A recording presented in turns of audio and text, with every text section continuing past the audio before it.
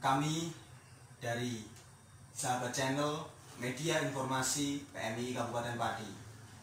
Saya Saifuddin selaku tuan rumah Sahabat Channel. Sekarang kita sudah kedatangan tamu dari pengurus PMII Kabupaten Pati, Sahabat Khairun Ni'am, SOS, selaku Wakil Ketua 1 Bidang Kaderisasi. Bagaimana kabarnya Mas Ni'am? Alhamdulillah baik. Gimana keadaan di rumah Mas Ni'am setelah di lockdown? Ya alhamdulillah, walaupun kegiatan sekarang serba terbatas, tapi masih bisa produktif, belajar masih lanjut, dan pekerjaan juga masih lanjut. Kita kembali bicara tentang PMII. Oke. Selaku Wakil Ketua 1 Bidang Kaderisasi, tentunya lebih memahami PMII secara internal. Pertanyaan saya yang untuk mengawalinya, apa sih menariknya PMII?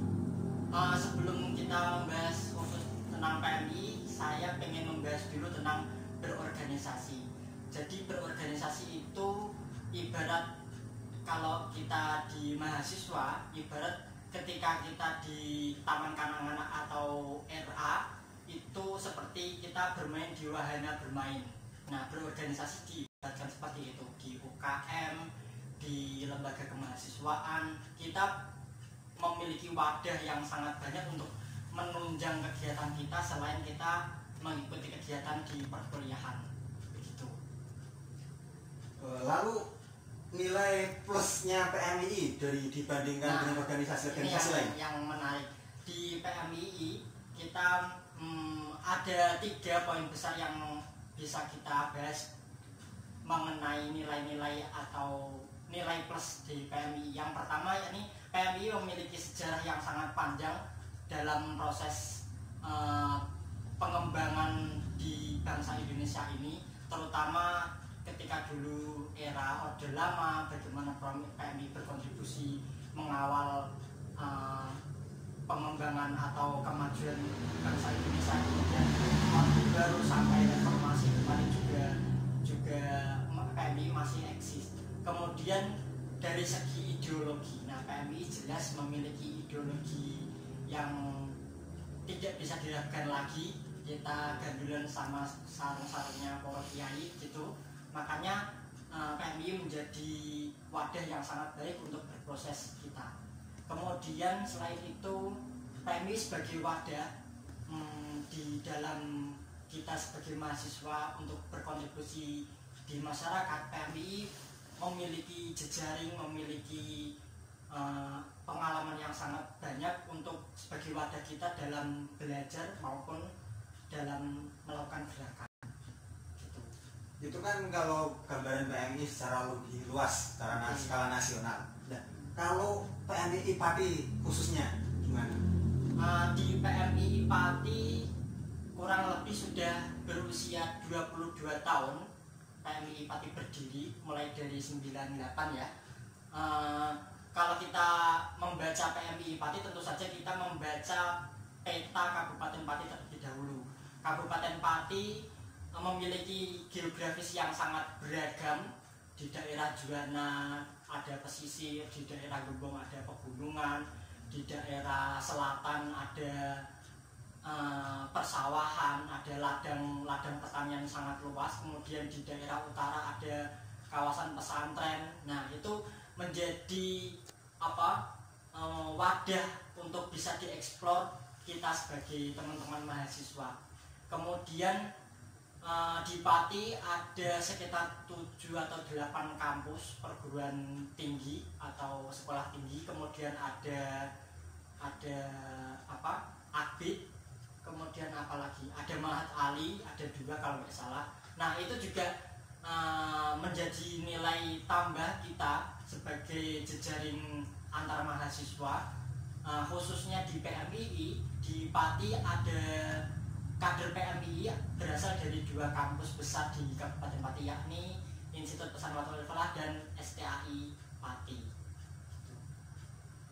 Ya, menarik ini Mas. Ketika Anda mengatakan banyak hal yang perlu dieksplor, apa saja yang bisa dieksplor itu Mas? Maksudnya bagaimana PMI mengeksplor hal-hal tersebut?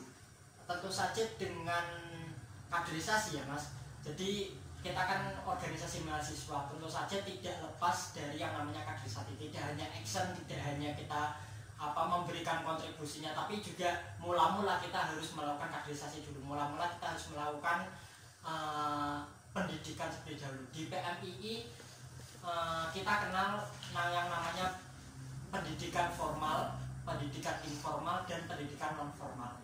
Pendidikan formal artinya dalam mulai perekrutan anggota baru kita ada mapaba, kemudian di level selanjutnya kita ada pelatihan kader dasar, kemudian pelatihan kader lanjut dan seterusnya. Kemudian di kaderisasi informal ada pelatihan-pelatihan yang menunjang seperti sekolah aswaja, sekolah ahlussunnah, sekolah basis, sekolah ideologi sosial, dan sekolah filsafat dan maupun yang lainnya yang menunjang aktivitas perkuliahan atau kejurusan fakultatif. Kemudian yang ketiga ada non formal, yang informal ya, itu bagaimana kita sebagai mahasiswa itu selain diberi kapasitas, selain kita belajar pengetahuan baru, kita juga mendistribusikan kader-kader kita ke tempat-tempat atau ke wadah-wadah yang strategis. Misalnya kita himbau kader-kader kita untuk berkontribusi di lembaga kemahasiswaan internal seperti di UKM, seperti di BEM, kemudian di lembaga-lembaga yang lain seperti di desa ada Karang Taruna, ada Irmas dan yang lainnya. Nah, itu sebagai wadah kita, sebagai sarana kita dalam belajar maupun bergerak. Nah, seperti itu kontribusi kita. Oke, nanti dokumentasinya ada di belakang foto-fotonya.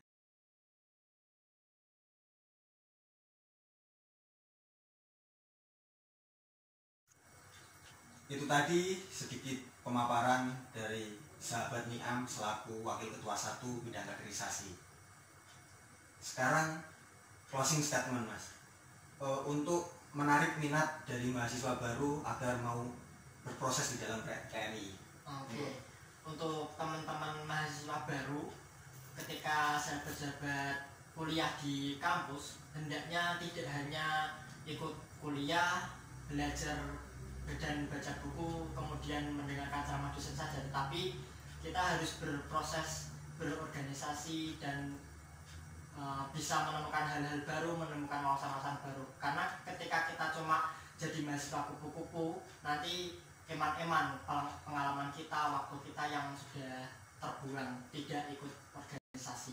Itu mungkin nanti kita bisa bahas motif apa saja para mahasiswa baru ini ikut organisasi, karena motifnya sangat banyak. Begitu Mas. Oke, terima kasih Mas.